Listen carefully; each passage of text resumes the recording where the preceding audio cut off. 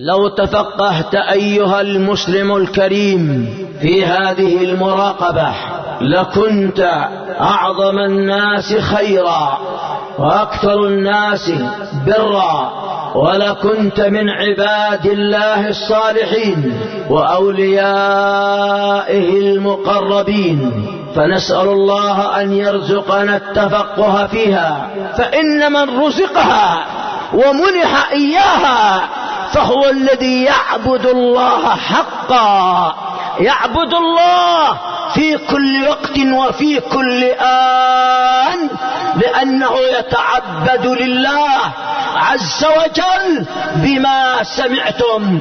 خطبة شيخنا العلامة محمد بن عبد الله الإمام حفظه الله ورعاه في 13 من شهر ذي القعدة لعام 1444 للهجرة النبوية على صاحبها الصلاة والسلام. فهذا حفظ لك من مولاك ورعاية لك من ربك وعناية بك من قبل من يتولاك. لا تحارب مولاك يا عبد الله، انتبه على نفسك. من حفظ العقائد فلم يغيرها، وحفظ الحدود فلم يتجاوزها، وحفظ الحقوق فلم يضيعها، وحفظ الأوامر فامتثلها، وحفظ النواهي فاجتنبها، وحفظ الآداب فتحلى بها. قالوا هذا الذي حفظ دين الله. التفقه في مراقبة الله عز وجل.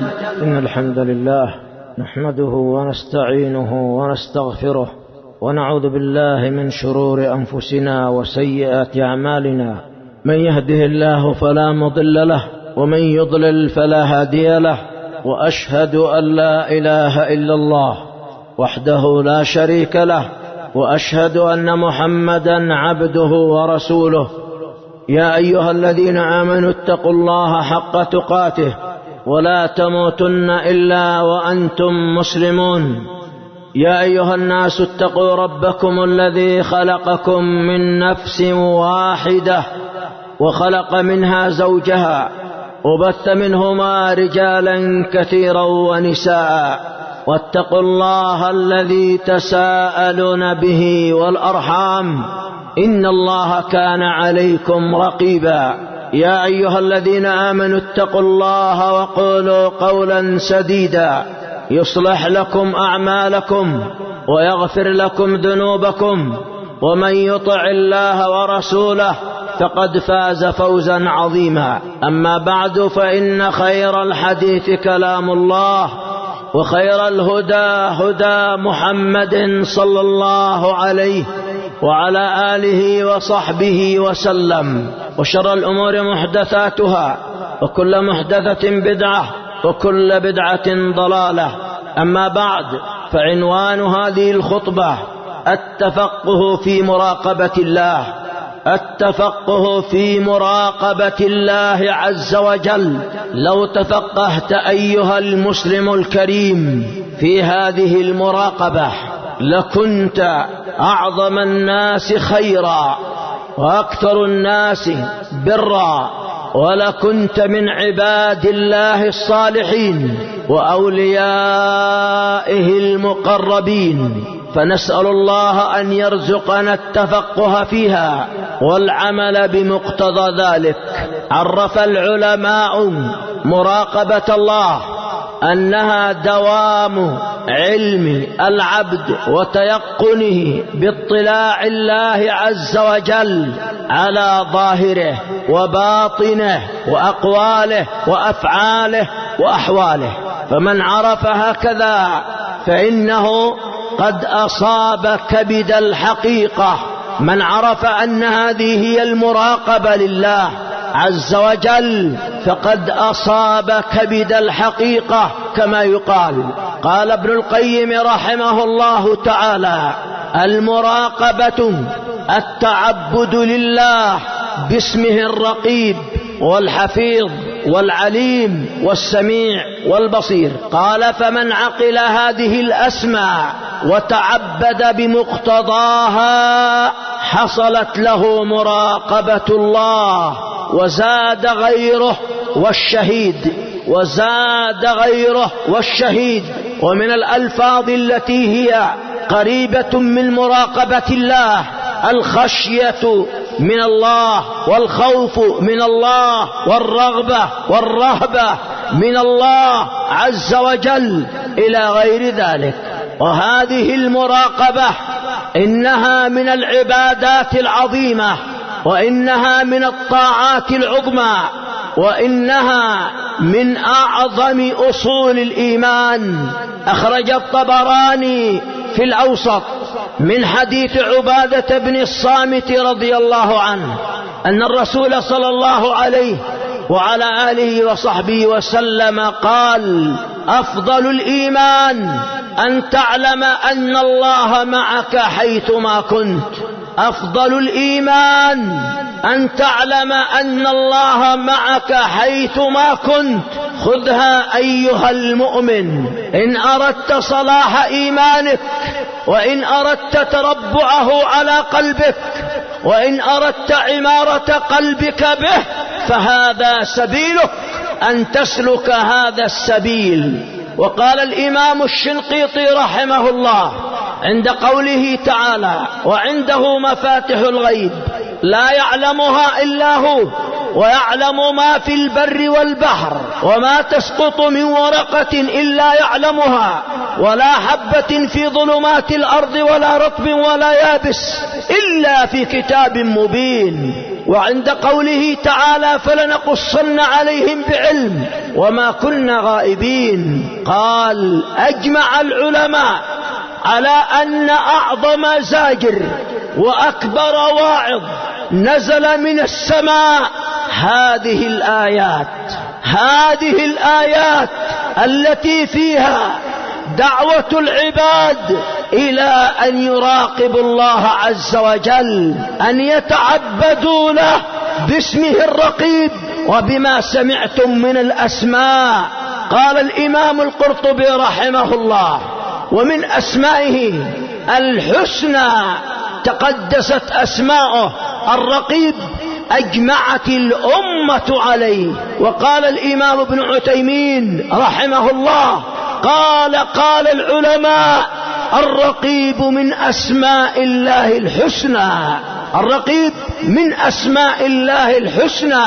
كذلك أيضا قال ابن القيم رحمه الله تعالى: قال: مراقبة الله هي أساس الأعمال القلبية كلها، هي أساس الأعمال القلبية كلها. قال: وعمودها الذي يقوم بها، وعمودها الذي يقوم بها. هذا يبين لك عظيم منزلة هذه العبادة، أنها عبادة قلبية، وهي أصل للعبادات القلبية، أصل للعبادات القلبية. وقال المناوي رحمه الله: أفضل الطاعات مراقبة الله على دوام الأوقات. أفضل الطاعات مراقبة الله على دوام الأوقات. يا مسلم، إنك بحاجة إلى أن تعرف أنواع العبادات وما كان منها من الأصول العظيمة والقواعد الكبرى. جاء في صحيح مسلم وغيره من حديث عمر أن الرسول عليه الصلاة والسلام قال: الإحسان أن تعبد الله كأنك تراه، فإن لم تكن تراه فإنه يراك. هذا الحديث حديث عظيم. قال فيه الإمام النووي: أصل من أصول الإسلام. وقال فيه السبكي: أصل من أصول الدين ومداره عليه. وقال القسطلاني وابن حجر الهيثمي: إنه من جوامع الكلم التي أعطيها سيد الأولين والآخرين عليه الصلاة والسلام. لماذا؟ لأنه جامع لمقام العبادات والطاعات. قال ابن القيم رحمه الله تعالى: مقام مراقبة الله جامع لمقام الإسلام والإيمان والإحسان. هكذا تعرف من خلال هذا عظمة هذه العبادة، وهي عبادة مراقبة الله عز وجل. فلهذا معاشر المسلمين، إن المسلمين بحاجة إلى أن يزدادوا تفقها ومعرفة بما يقوي معرفتهم بمراقبة الله عز وجل. قال الإمام ابن الجوزي رحمه الله في صيد الخاطر: الله أقرب إلى العبد من حبل الوريد، ولكنه سبحانه تعامل مع العباد كالغائب عنهم والبعيد عنهم. فالجهال يفهمون هذا الفهم، إلى أن قال: والله معهم، أي بعلمه وسمعه وبصره وقوته وقدرته جل شأنه. فالله مع الخلق جميعا، مع جميع الخلق، معهم بما سمعت. فإن كانوا صالحين كانت معيته للصالحين بحفظه وتأييده ونصره ودفاعه وزيادة هدايته وتوفيقه. للعبد معيتان مع الله عز وجل. فيا معشر المسلمين، المطلوب أن تعرف هذه العبادة، فإن من رزقها ومنح إياها فهو الذي يعبد الله حقا، يعبد الله في كل وقت وفي كل آن، لأنه يتعبد لله عز وجل بما سمعتم، بمراقبة الله في السراء والضراء، في الأمن والخوف والحضر والسفر، في القوة والضعف والمرض والعافية. يراقب الله عز وجل. أيها الإخوة الكرام، من أراد أن تقوم أعمدة المراقبة لله في قلبه فعليه أن يوطن نفسه على محاججة نفسه إذا دعته إلى شيء من المعاصي. إذا دعته إلى شيء من المعاصي، من المعلوم عند الغافلين والسادرين واللاهين والضعفاء أنهم إذا أرادوا ارتكاب ما حرم الله فإنه لا يعيقهم عن ذلك ولا يردهم إلا ما يخافون من المخلوق. هؤلاء لم يعرفوا الله عز وجل، هؤلاء جهال بالله، جهال بأن ربهم بالمرصاد، جهال بأن الله عز وجل لا يخفى عليه شيء من أمرهم.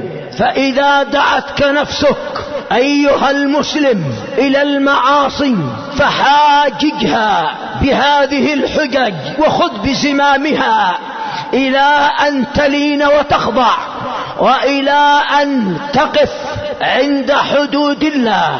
فإذا دعتك نفسك إلى المعصية فقل لها: الله يراني.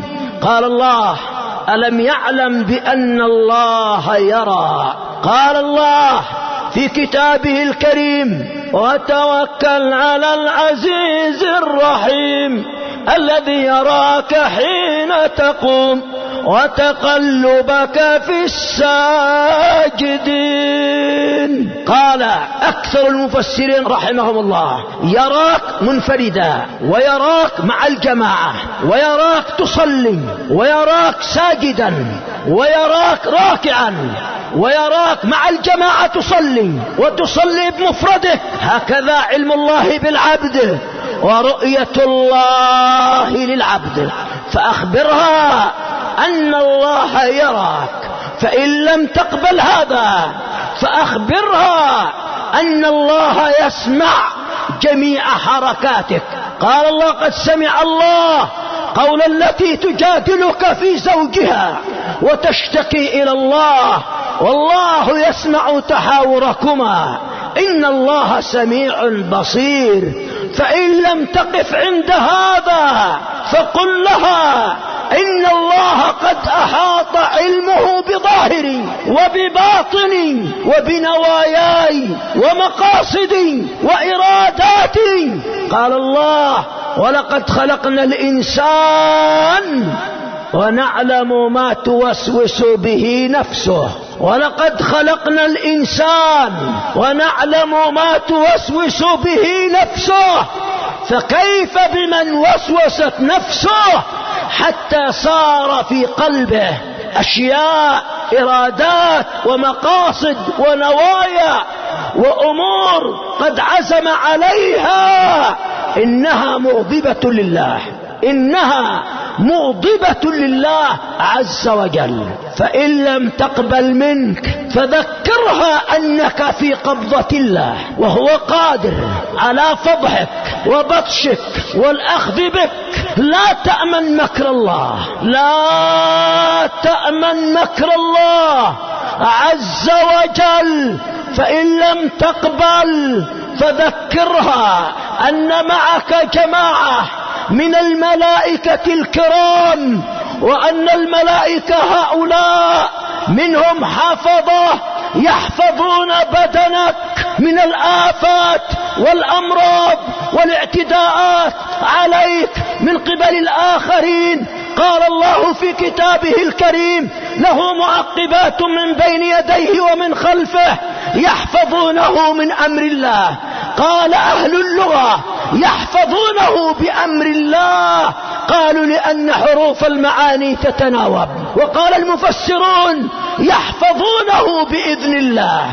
فهذا حفظ لك من مولاك ورعاية لك من ربك وعناية بك من قبل من يتولاك. لا تحارب مولاك. وهؤلاء الملائكة إذا قدر الله على العبد بشيء من أن يصاب به تخلوا عنه وتركوه حتى يقضي الله قدره فيه. الصنف الثاني من الملائكة وهم الملائكة الذين يكتبون الأعمال الصالحة والطالحة، خيرها وشرها. قال الله: وإن عليكم لحافظين كراما كاتبين يعلمون ما تفعلون. وقال: ما يلفظ من قول إلا لديه رقيب عتيد. رقيب وعتيد ملكان، ملك على جهة اليمين يكتب الأعمال الصالحة إن كان عنده أعمال صالحة، وملك على جهة الشمال يكتب الأعمال الفاسدة. أما يستحي العبد من هؤلاء الملائكة يرتكب ما حرم الله؟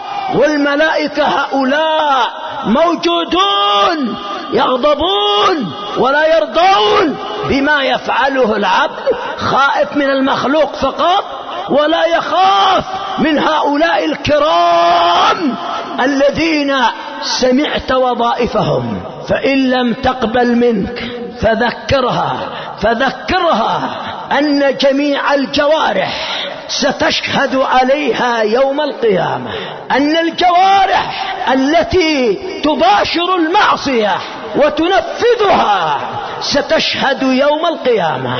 قال الله: وما كنتم تستترون أن يشهد عليكم سمعكم ولا أبصاركم ولا جلودكم ولكن ظننتم أن الله لا يعلم كثيرا مما تعملون، وذلكم ظنكم الذي ظننتم بربكم أرداكم أي أهلككم فأصبحتم من الخاسرين. ومعنى ما كنتم تستترون أي تستخفون، فالشخص لا يستطيع أن يخفي المعاصي عن جوارحه لأنه يباشر المعاصي بها، وفي يوم القيامة تشهد عليه يوم القيامة. روى الإمام مسلم من حديث أنس أن النبي صلى الله عليه وآله وصحبه وسلم ضحك. قالوا: يا رسول الله مما تضحك؟ قال أضحك من مناجاة العبد ربه يوم القيامة، يقول يا رب ألا تجيرني من الظلم، ألا تجيرني من الظلم، يخبر أن هنالك ظلما يوم القيامة من قبل الله ولا ظلم. فيقول الله بلى، يعني سأجيرك من الظلم. فيقول يا رب أنا لا أقبل شاهدا على نفسي إلا من نفسي، يعني ما يقبل الشهود عليه كالملائكة وغيرهم من الشهود عليه بما ارتكب واقترف من الآثام والأوزار وترك من الواجبات والطاعات، لا يقبل هؤلاء. فيقول يا رب أنا لا أقبل شاهدا على نفسي إلا من نفسي. قال عليه الصلاة والسلام فيختم على فيه ثم تؤمر أركانه، أي جوارحه وأعضاؤه، ثم تؤمر أركانه فتنطق بكل ما عمل، ثم يخلى بينه وبينهن فيقول لهن سحقا لكن وبعدا، فعنكن كنت أناضل، أي ما ارتكبت المعاصي إلا لتتنعمن بي، والآن تقمن بفضيحتي. يا عبد الله انتبه على نفسك، انتبه على نفسك. وهكذا أيضا الأرض يوم القيامة تشهد بما فعل عليها من خير وشر. فقد قال الله في كتابه الكريم يومئذ تحدث أخبارها بأن ربك أوحى لها. قال جمهور المفسرين تحدث أخبارها بما فعل عليها، يأمرها الله أن تنطق فتنطق بما فعل عليها.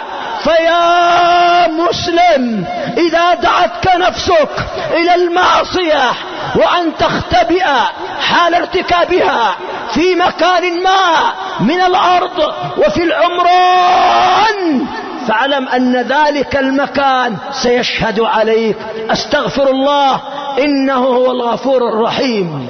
الحمد لله وحده، والصلاة والسلام على من لا نبي بعده وعلى آله وأصحابه. أما بعد، مراقبة الله يعطيها ربنا من يشاء من العباد، يقذف في قلب العبد، يقذف في قلب العبد من قوة الإيمان ومن الصلاح ومن الخشية منه ما يقذف. فكم من شخص ليس عنده علم كثير، لم يتفقه كثيرا، لكن الله عز وجل أكرمه وأنعم عليه بأن رزقه مراقبته تفضلا منه وكرمه، ولعلمه سبحانه بمن يقبل ما يعطى له من قبله سبحانه وبمن يعمل بمقتضى ذلك. أخرج الإمام البيهقي في الشعب وهو أثر حسن أن ابن عمر رضي الله عنهما مر في نواحي المدينة براعي غنم، فقال له أيها الراعي هلم معنا إلى السفرة، يعني كل معنا. فقال إني صائم. فقال له ابن عمر أتصوم في هذا الحر الشديد؟ قال له أصوم في الأيام الخالية، أصوم في الأيام الخالية. قال له ابن عمر ألا تبيع لنا شاة؟ قال إنها ليست لي، إنها لسيدي. قال له ابن عمر ألا تقول له أكلها الذئب؟ يعني الكذب سهل عند من يسهل عليه الكذب. قال فأين الله؟ فأين الله؟ يعني المطلع عني كاذب، والمطلع عني خائن، والمطلع عني محتال، وأني غدرت ومكرت بسيدي. فقال لابن عمر أين الله؟ فقال ابن عمر أين الله؟ فظل يكررها، ثم رجع إلى المدينة واشترى منه الغنم وأعطاها له.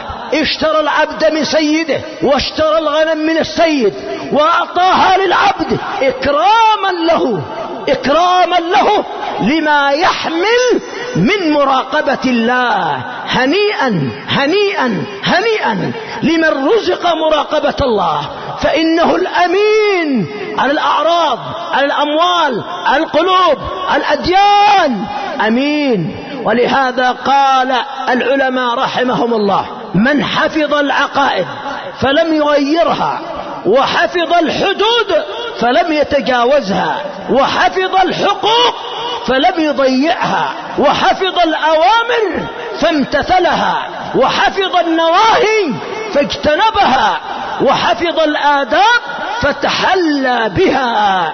قالوا هذا الذي حفظ دين الله والذي راقب الله، انظر أين أنت من المراقبة الصحيحة.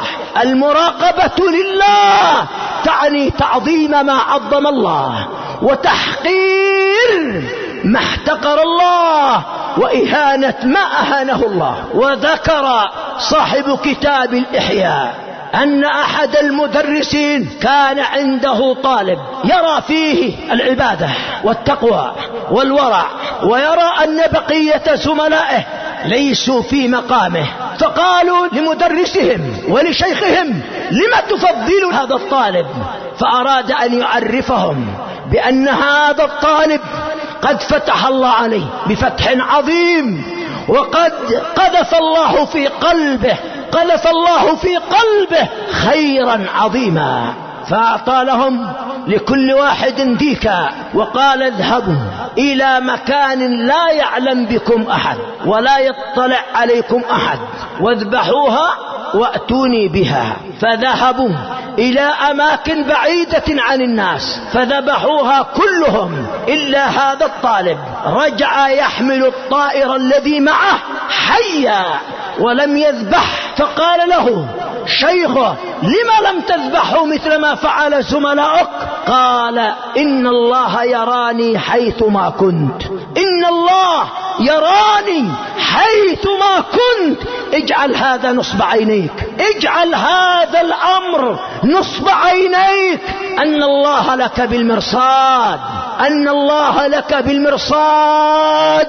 وقد قال الرسول عليه الصلاة والسلام إن الله لا يملي للظالم حتى إذا أخذه لم يفلته. بعض الغافلين والسادرين واللاهين والحمقى من الناس إذا ارتكب ما حرم الله فلم يرى عقوبة من الله تقسم ظهره قال الله غفور رحيم، وقال المتقبل كريم، وقال بعد أيام سنتوب، وإذا به يزيد ويهرع إلى المعاصي ويواصل ويستمر، فما يدري إلا وقد نزل به ما لا يطيق من الله. قال عليه الصلاة والسلام إن الله لا يملي للظالم حتى إذا أخذه لم يفلته. انظر ماذا عند الله، لا تأمن مكر الله، لا تعاند. قال الإمام ابن بطال رحمه الله تعالى المجاهرة بالمعصية فيها استخفاف بالله وبرسول الله وبعباد الله، وفيها نوع من المعاندة. احذر المجاهرة بالمعاصي. وما هي المجاهرة بالمعاصي؟ روى الإمام البخاري ومسلم من حديث أبي هريرة أن الرسول عليه الصلاة والسلام قال كل أمتي معافى إلا المجاهرين، كل أمتي معافى، أي ترجى له السلامة والنجاة إلا المجاهرين بالمعاصي. قال عليه الصلاة والسلام وإن من المجاهرة أن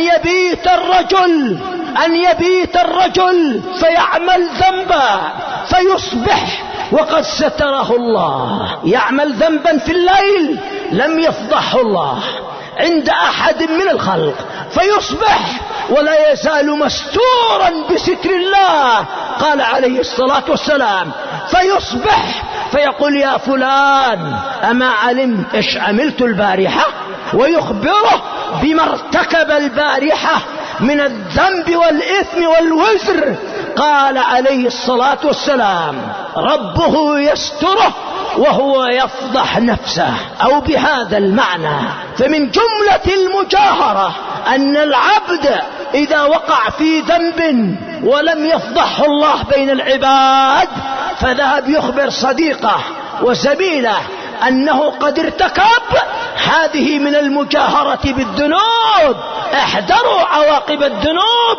عواقب الذنوب كانت في الخلوات أو في الجلوات، كانت في الجهر أو في السر. احفظوا دين الله واحفظوا شرع الله ليحفظكم الله اللهم إنا نسألك الهدى والتقى والعفاف والغنى. اللهم لا تدع لنا ذنبا إلا غفرته، ولا هما إلا فرجته، ولا دينا إلا قضيته، ولا عدوا إلا قصمته. اللهم احفظنا بالإسلام قائمين وقاعدين وراقدين. اللهم خذ بنواصينا إلى طاعتك. اللهم سهل لنا شكرك وذكرك وحسن عبادتك. اللهم جنبنا معصيتك، اللهم جنبنا معصيتك، اللهم جنبنا معصيتك. دار الحديث بمعبر حرسها الله، اليمن، محافظة ذمار. www.sh-imam.com